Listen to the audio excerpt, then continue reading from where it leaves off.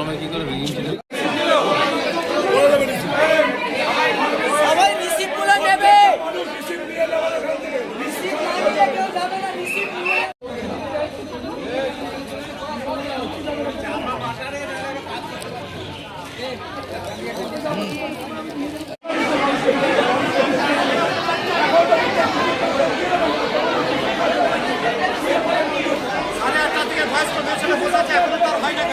যারা পেছনে আসছে তাদের হয়ে বেরিয়ে যাচ্ছে, টমলারে কাজ করছে স্যার। সকাল 8:30 এসছি, এখনো কোনো হয়নি। আর যারা পেছনে এসে তাদের হয়ে বেরিয়ে চলে যাচ্ছে। এই বয়স্ক 70-80 বছরের মেয়ে ছেলে ওখানে বসে আছে।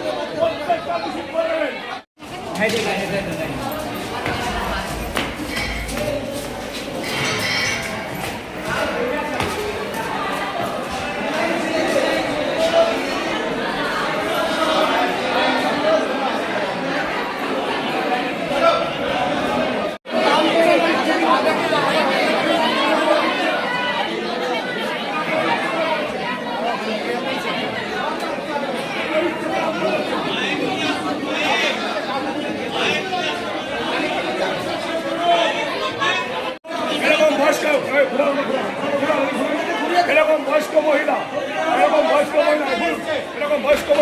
হয়রানি করছে না। এরা বিজেপি দালালি করছে,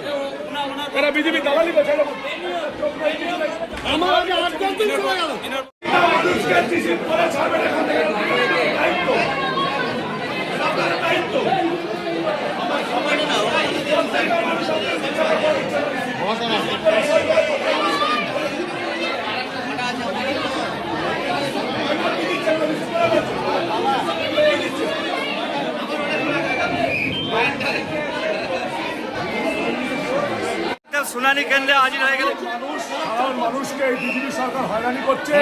আর এরা যারা সরকারি প্রতিনিধিরা মানুষকে বিভ্রান্ত করছে, রিসিভ দিচ্ছে না, বয়স্করা হয়রানি হচ্ছে, সাধারণ মানুষ হয়রানি হচ্ছে, প্রতিটা মানুষ এখানে চলে যাচ্ছে বিনা রিসিভ ছাড়া।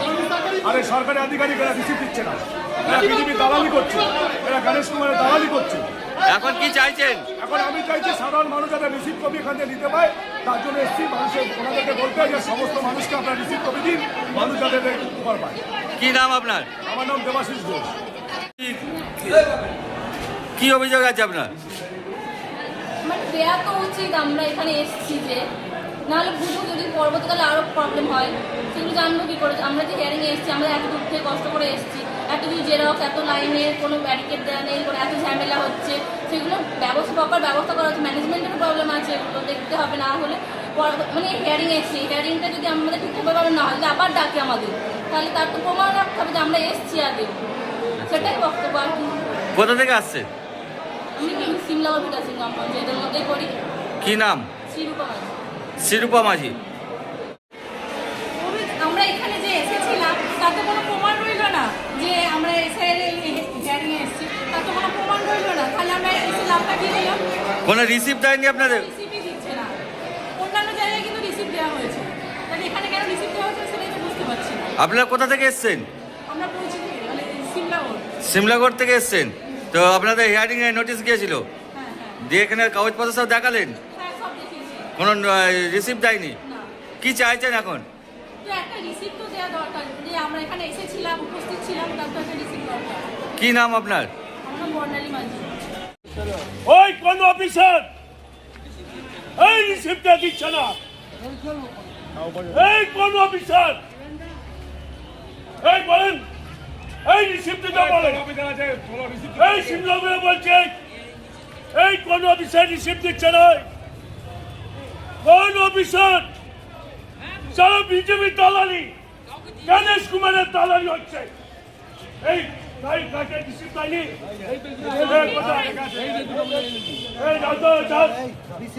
রিসিপ্ট দিয়েছে। এই রিসিপ্টের কোন অফিসার আছে? ওই বিজেপি চামচা বস্তানি হচ্ছে। একজন গেলেই তো হবে। এই যাও, সবাই যাও, যে জায়গায় এই যে রিসিপ্ট নোটিশ করে নিয়ে যাও। এই কোন অফিসার আছে? এই দেখো ব্যাংকে তোমার খবরে। আরে গণেশ কুমার অমিতের দালাল, নরেন্দ্র মোদীর দালাল, এই অফিসারটা নামা আর করে আজকে ভেঙে দেওয়ার তোমারে। মস্তানি হচ্ছে। এই কেন্দ্র করে একটা বিক্ষোভ হলো, একটা কি বলবেন? এরা পুরোপুরি জ্ঞানেশ কুমার এবং অমিত শাহর পুরোপুরি দালালি, বিজেপির দালালি করছে নরেন্দ্র মোদী।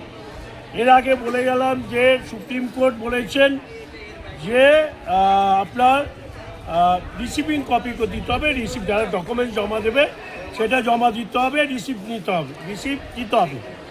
আমি যে এরা যে দিচ্ছে জ্ঞানেশ কুমার রিসিভ না দেওয়া চক্রান্ত করছে বিজেপির সঙ্গে অ্যাডজাস্ট করে, যে রিসিভিংটা যদি না দেয় এদের ভোটার লিস্টের নাম না উঠলে তখন বলে আপনাদের প্রমাণ কী আছে, তাহলে যে রিসিপ্টটা যে একটা ডকুমেন্টস থাকবে। তার জন্য এর আগেও বলেছি, দেওয়া শুরু করেছিল এই শিমলাগড়ে যে আধিকারিক কয়েকজন পাক্কা বিজেপির দালাল জ্ঞানেশ কুমারের দালাল। যত এরা নোংরামি করুক 2026 সালে মমতা ব্যানার্জি 250-এর ওপরে সিট নিয়ে চতুর্থবারে আসবে। আর অমিত শাহ আর জ্ঞানেশ কুমারকে ভারতের বাইরে অ্যামাজন আছে, জঙ্গলে তাদের পাঠানো হবে।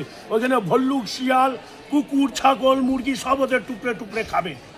ভারতবর্ষে বাংলার মানুষের প্রতি যেভাবে হয়রানি করছে, যেভাবে মানুষের রক্ত কেন, প্রচুর মানুষ মারা গেছে, সেই অমিত শাহ জ্ঞানেশ কুমারকে অ্যামাজন জঙ্গলে ওদের দেওয়া হবে, শিয়ালে টুকরে টুকরে বাঘে খাবে ওদের। লজ্জা কোনো ভারতবর্ষ মানুষকে শেষ করার চক্রান্ত করছে। আজকে হলো এখানে যদি না হয় অফিসারদের আটকে রাখা হবে, রিসিভিং দিতেই হবে। রয়েছে এখানে সব কাজ হচ্ছে, সব জায়গায় টোটাল মানুষদের রেগুলার হয়রানি করছে, রেগুলার। আমরা জ্ঞানেশ কুমারের পদত্যাগ চাইছি আর অমিত শাহর পদত্যাগ চাইছি, মোদীরও পদত্যাগ চাইছি। ঠিক আছে দাদা, কি নাম আপনার? সঞ্জয় ঘোষ, হুগলি জেলার সাধারণ সম্পাদক, তৃণমূল কংগ্রেস।